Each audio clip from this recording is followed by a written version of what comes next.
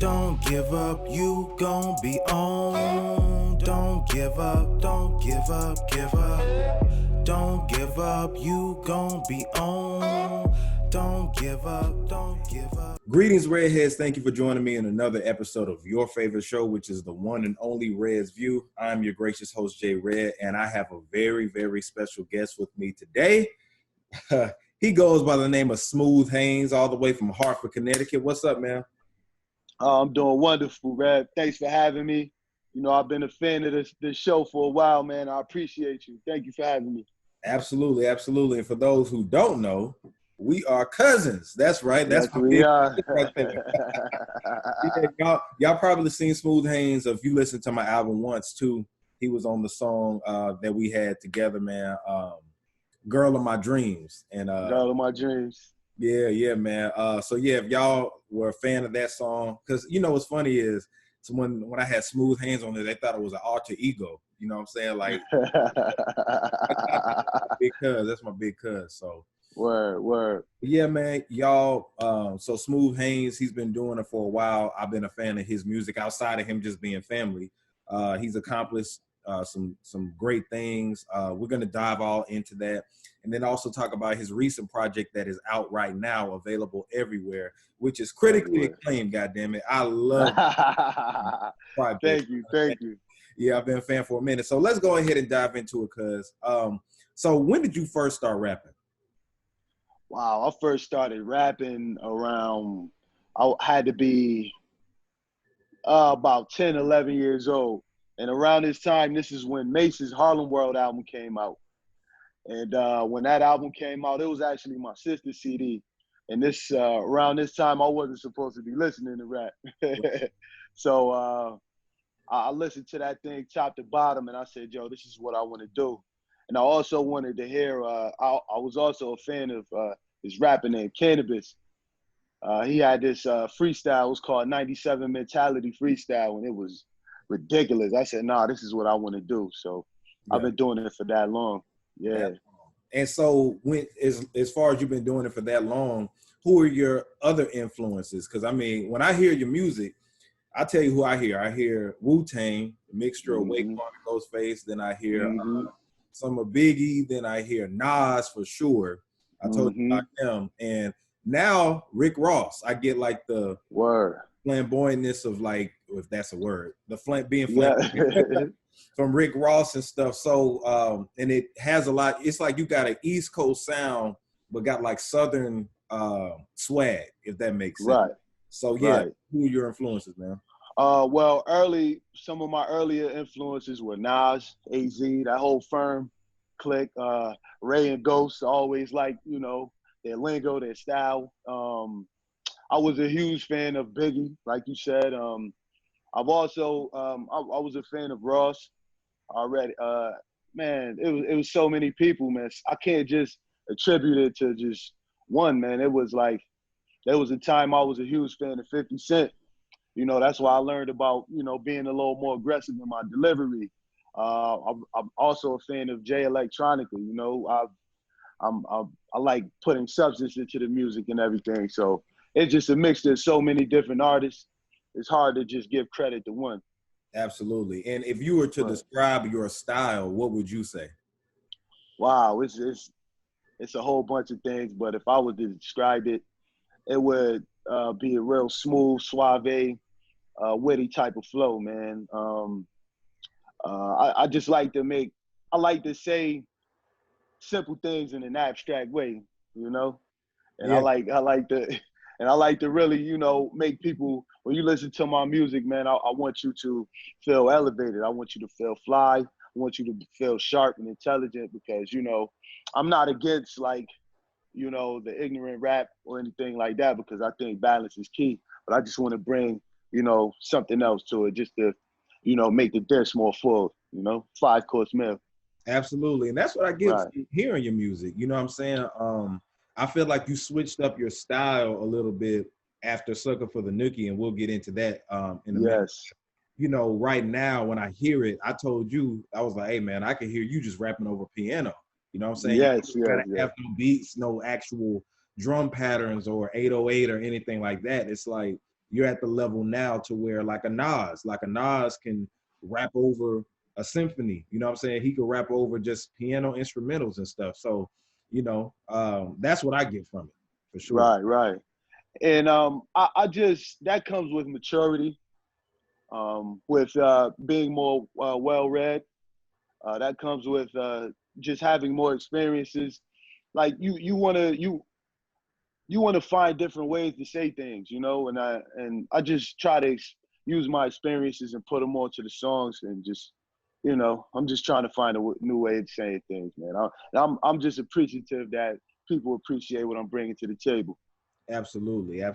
It's definitely in the music. So let's go into when you seriously started rapping. I know you were putting stuff. I followed your story with, you know, when you were talking about football and stuff, but you transitioned from wanting to be a football player to actually being a rapper, right?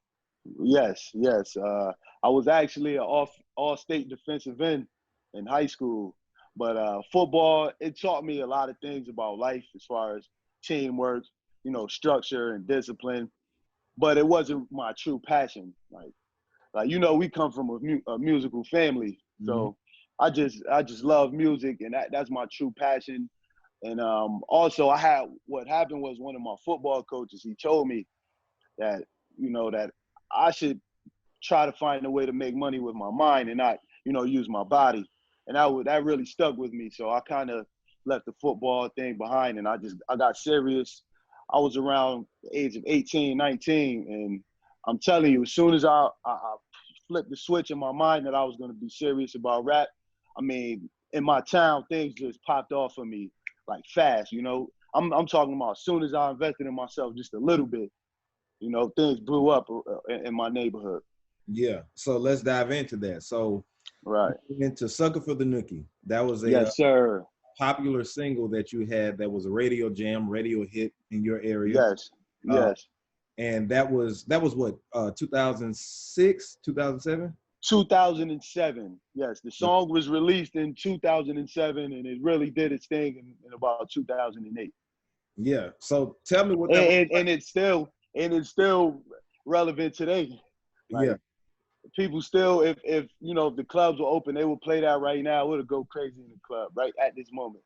Well, that's a certified classic. Yes. You know, my criteria for classic, if people will still play it years from now, and that song not over 10 years ago, then it's actually a classic single. So you got a classic under your belt. So how did that come about, man? How did that come about? And tell us the success level that came from that. Well, at first, around that time, rappers were rapping over industry beats. So I put out a mixtape over a bunch of industry beats, and it ended up getting into the hands of a radio personality, which his name is Big Reg.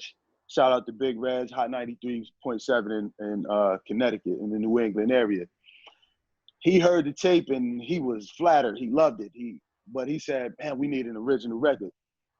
I said, okay, cool. I linked up with a producer, shout out to Dios, and we sat down and we made a record. I swear to you, cuz, we made that thing in about 15 to 20 minutes. It was that fast. And actually, I didn't even like the record at first. I tell people that all the time. Yeah. I thought it was a little, you know, I was trying to be hard, and I'm like, yo, this shit is like mad commercial or whatever, you know? Yeah. So I let the radio personality hear it, and he went crazy. He said, oh man, this is it. This is gonna blow up. I'm like, you sure? Like, I'm positive this is it. So he asked me to burn 7 copies. You remember when we had to burn CDs back then? The CDs. I remember. So I burned 7 copies because there were 7 DJs that worked up there. He said, I'm gonna put this in the hands of all 7 DJs. He said, watch what this record does.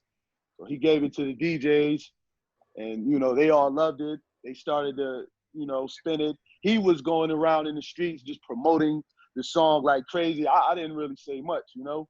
Yeah. And once he did that, I'm telling you, man, it just started to spread like wildfire. It was in rotation in the radio station up here. It was on it was being played in every single club in the New England area. You know, I started doing shows. I kind of compare it to, you know, when you were a kid in the amusement park, you had the balloons. in your hands, and you let the balloons go, and it just floated into the air, and I just lost control of it. It just was out of my control after that. So Yeah. that's the basic story behind that. There's a lot of other particulars to it, but that's the basic story.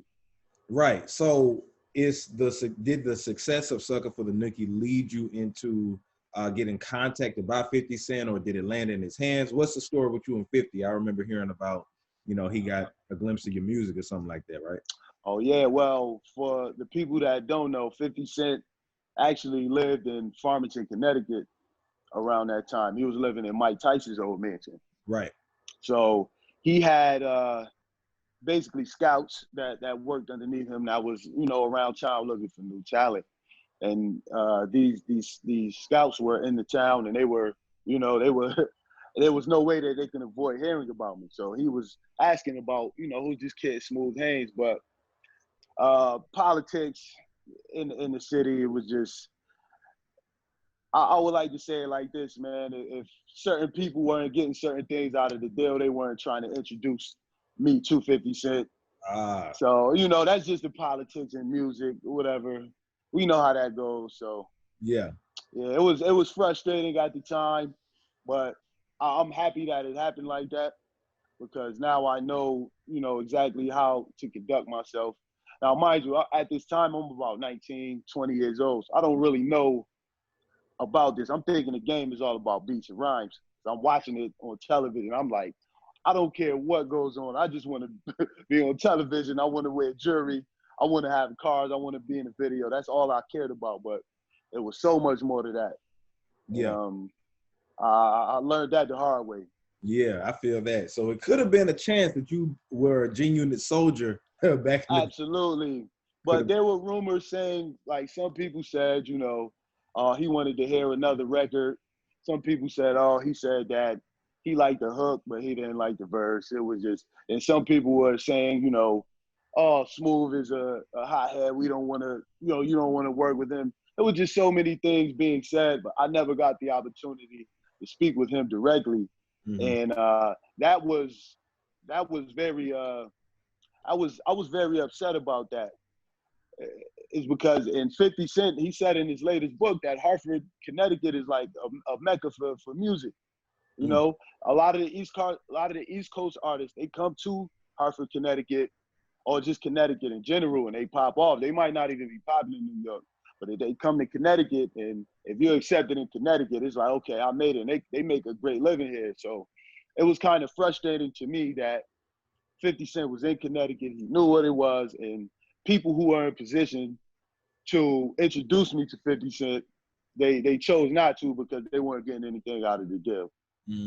So that's just, I see it for what it is now. I was emotional about it back then, but now, I mean, it is what it is. Yeah, it is what it is to help you grow. And I noticed that. Absolutely. Yeah, so after that, I think you put out a couple of projects, but in particular, you changed your style up, Yes. Because that's when I caught on to you, like, fully. Like, by the time I caught on to you all the way musically, right, at the level that you are at now. I mean, it's still a growth process, but man, that's when you develop God talk, like, as far as like your whole formula. So what made you switch it up from Sucker for the Nookie type of rap, street rap kind of, to the more rap that you do now? I started to become more conscious. During the Sucker for the Nookie era, like, people don't understand, there was a lot of pressure on me at that time. Like, it was around the city, the talk was like, Smooth is about to put Hartford, Connecticut on the map. He's about to put it on the map. And when I didn't deliver that, due to whatever reason, that kind of put me in a state of depression. Yeah. And, I started, thinking about a lot of things, man. And I was just like, man, I thought about quitting rap. I thought about doing other things. Then that led me into, I wanted to look within and see what was going on within, to see how I can fix these things. And I started to do things like read books and, watch documentaries, and started to become more conscious. And after a while, I started to see how hip hop was being used as a tool to destroy our community. Right. Definitely. And I'm like, listen, man, I have a responsibility. At the time, I didn't know that, but after reading and doing a lot of research on this, I realized that I do have a responsibility. So I started to be more careful with what I was saying, and I wanted to deliver a better message, you know, and kind of make up for a lot of the things that I have said and have done. And man, it's at first, I'm not gonna lie to you, I was afraid to do it because I thought people would look at me like I was corny, like, you know, like I was a conscious rapper or whatever, because I didn't want that stigma on me. So I wanted to add a little flair to it. So I wanted to dress a certain way. I wanted to move a certain way. I wanted to keep my same swag, my same style, you know, but add some consciousness to it, yo. Give people something that they could take home and think about, you know, create thinking men's music, thinking women's music. So that's what led me to doing that. Right. That's dope, man.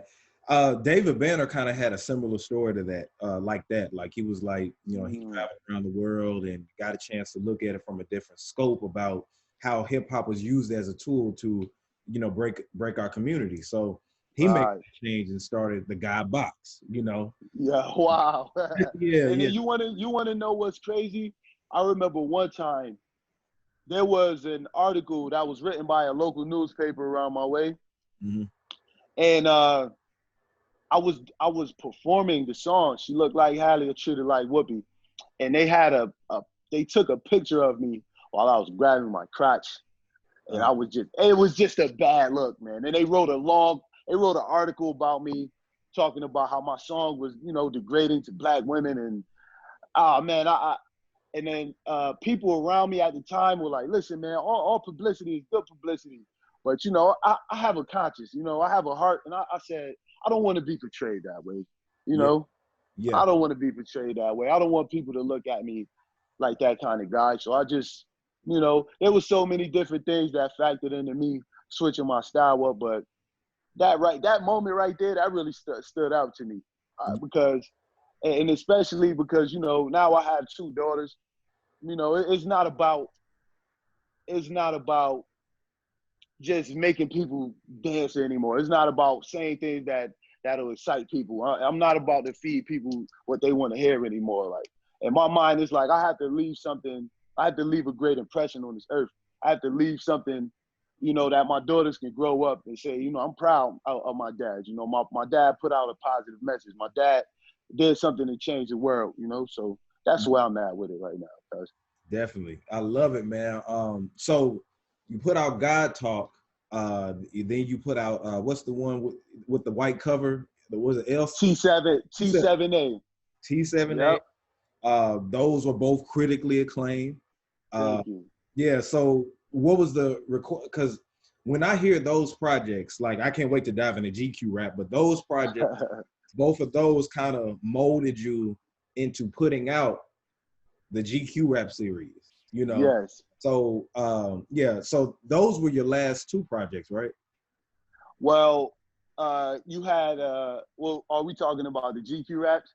No, not the GQ raps. I know GQ is one, but the other one.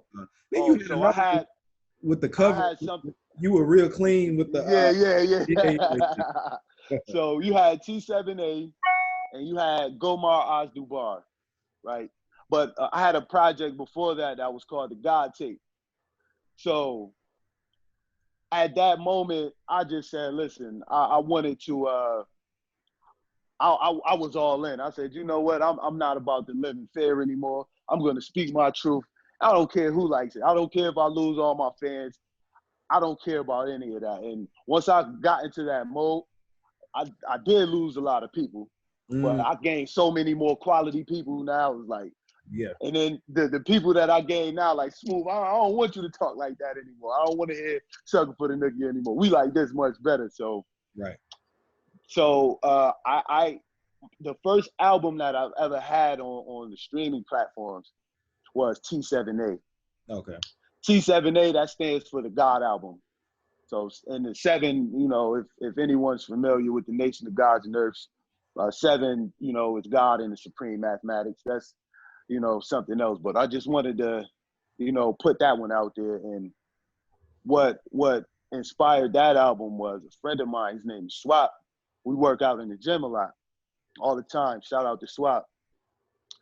He gave me a hip hop lesson, and he was talking about how Nas's debut album Illmatic was the first hip hop album that had multiple producers on it. Yep, I tell people And that. Yep. yeah, I was not aware of that.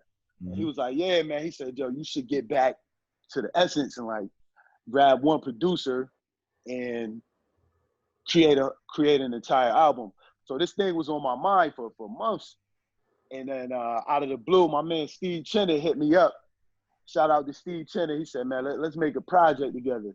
I said, oh man, let's do it. So he gave me an entire folder.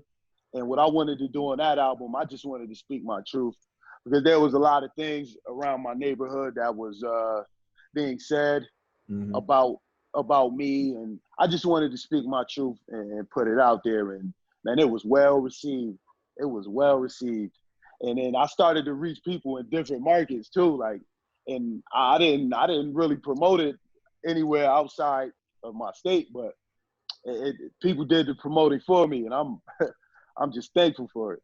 Yeah, absolutely. As you should be, Right. man. I was glad to see it attain so much success, you know what I'm saying, within your scope, because I see people sharing it, see people sharing the music. So let's dive into GQ Rap. So GQ, oh man, GQ Rap is the new two EPs that you put out. Yes. If you combine them together, you can make an album. I'm just saying, why don't you? Yes. Yeah. So yeah, GQ Rap, man. When I heard it, the thing about these projects is that I can't really sit and just say I have one favorite song. Now, well, that's cap. The intro to Volume 1, I love that. Like, that's the type of, you know what I'm saying? Like that. Oh, the retro Esco. Yeah, that's ridiculous. Thank you. But, all of your songs flow together as a project. So yes, that's how I feel when I hear Nas albums. That's what I feel when I hear Jay-Z albums. That's how I feel when I hear Kendrick Lamar's, like To Pimp a Butterfly. I can't really just name you one song that's just like, man, that's the song that I always go to and play. Like, if I listen to the album, I got to listen to the whole thing. Right. So did you work with multiple producers on these projects, or was it just one? Well, I worked with 3 producers on this project. My man Crack Perez, shout out to Crack Perez. My man Chuck Kennedy, and also my man Vernon Thompson. He sent me a beat. Crack Perez, he gave me 5 beats for that album, and the other 2 were by Chuck Kennedy and Vernon Thompson. And what I wanted to do with that tape, actually, I had that music sitting for a little while, but during the quarantine, there were, no one had anything to do.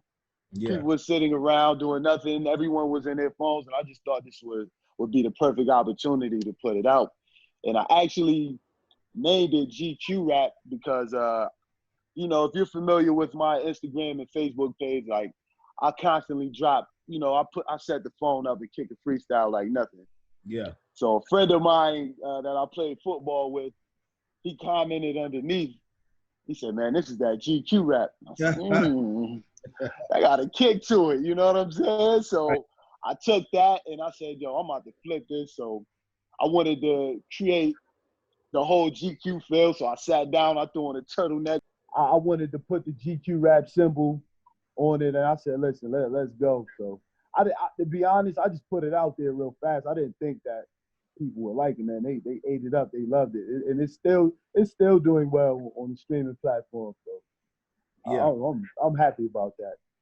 Absolutely. So I saw you put the video out to Retro Esco. Right. What are your next steps with promotion for the project? Well, tomorrow, actually, I'm shooting a video off of the GQ Rap. It's called Radiance. It's on Radiance. So we got that set up. We got the whole concept set up for that. So in my mind, I'm just going to continue to push these singles off of the tape.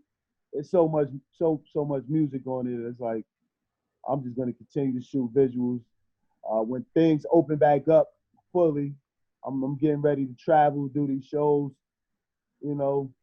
regular grind. You know, it's a grind, nonstop. Merchandise.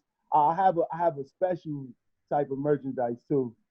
I'm gonna make the announcement right now. Hey, I'll go ahead. I've been actually working on a book. It's called the GQ Rap Study Guide. Oh man.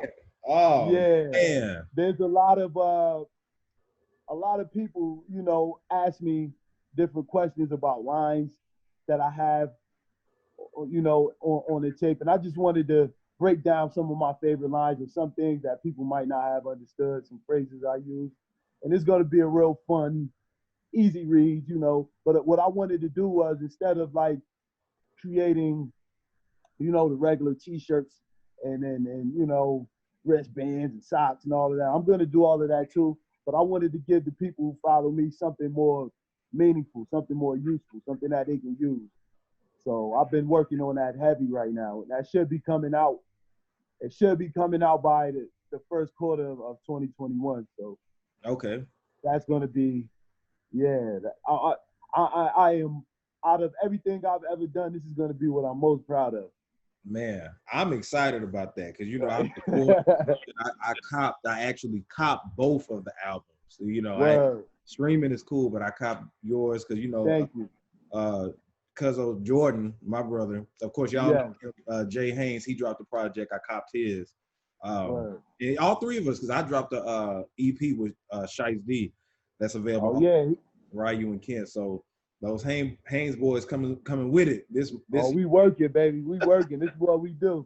yeah, for sure, for sure. Now, one more thing I wanted to touch on. I saw that Saigon gave you a shout out, right? Yes, sir. Yeah. Shout out to Saigon, man. And that's all I've ever been looking for. Is that, you know, all artists, we need a major cosign. We need just one person to believe in us. Saigon, man, he shout out to my homie Steve Starks. He posted the Retro Esco video on Saigon's page.